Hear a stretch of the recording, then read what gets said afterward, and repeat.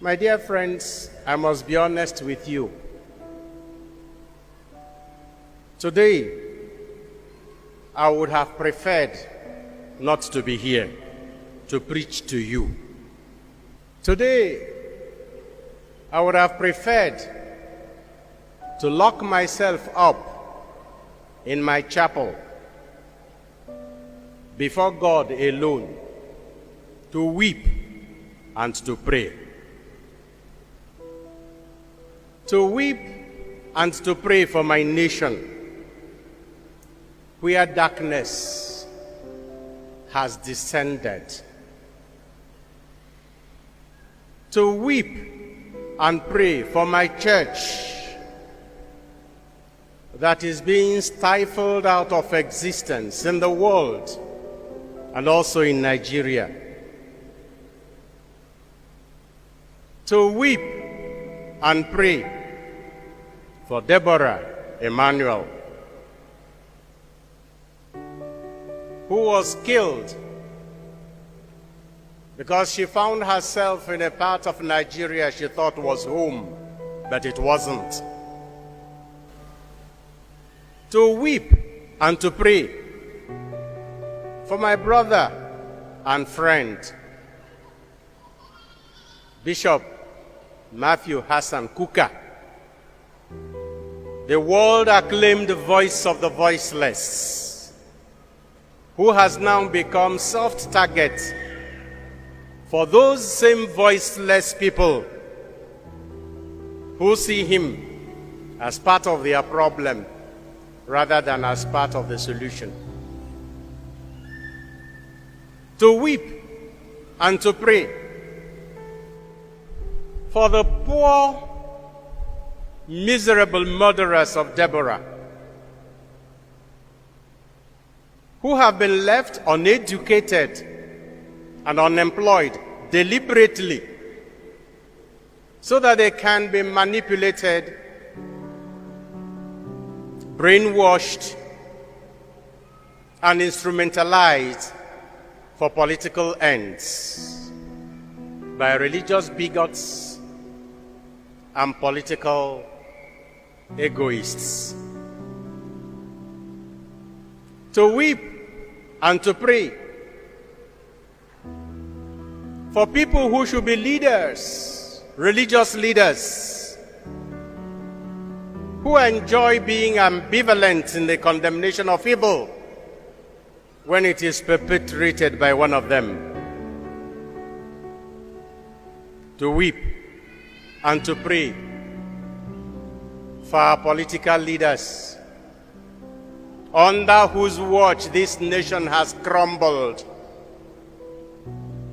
and they keep looking for whom to blame for the mess in which they have put all of us. I would have preferred not to be standing before you here now to tell you about love. The liturgy of today instructs every Christian and every Christian preacher to reflect on the essence and the meaning of Christianity, the love we should have for one another. But how can you preach love in Nigeria? How can you preach love in a country where violence has become a rule, where hatred and intolerance have become norms rather than exception, where corruption has become a culture and a tradition, where impunity has become law, where the government feels so helpless that it is now appealing even to religious leaders to talk to non-state actors so that they will not make this security situation in our country worse. Those were the words of the Vice President of Nigeria while he was speaking to all Catholic bishops of West Africa gathered in a meeting in Abuja he addressed us 2 Tuesdays ago. And we are wondering how a presidency could publicly admit that they have lost control, that they have left the ground so free and the country so lawless and so stateless that non-state actors now take over the entire country, not only in Sokoto and Kaduna and on the highway between Kaduna and Abuja, or between Abuja and Lokoja and Nsukka, but throughout the country. How can you preach love in Nigeria? In a country where those who want to follow the rule of law are regarded by the rest as weak. How can you preach love in Nigeria? In a country that claims not to have any state religion, but constantly places a religion in an unhealthy advantage over others. How can you preach love in Nigeria, where a few people have collected what belongs to everybody, and they are doing with it whatever they please? How can I tell Nigerian students to love their neighbor, love their country, love their leaders, when their parents have paid their school fees and they are sitting at home? In a country where the ruling party, within a space of less than 2 weeks, can rake in from 27 persons 26.3 billion naira collected as fees for presidential nomination forms.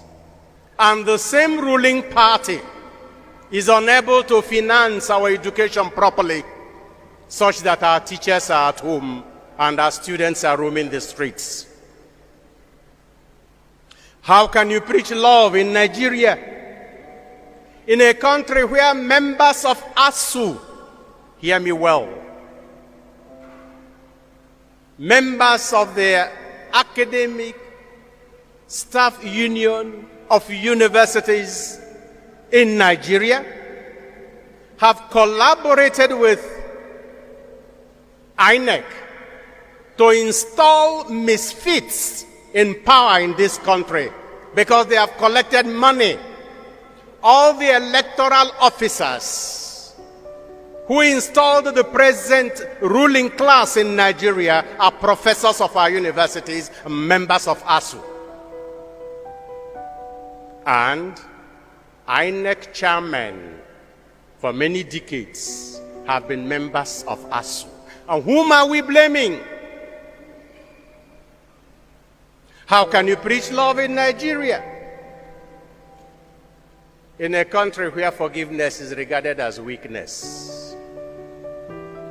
In a country where when you bring the light, you are accused of exposing darkness? In a country where when you love, you are seen as being stupid? I would have preferred to stay at home and weep and pray for this country.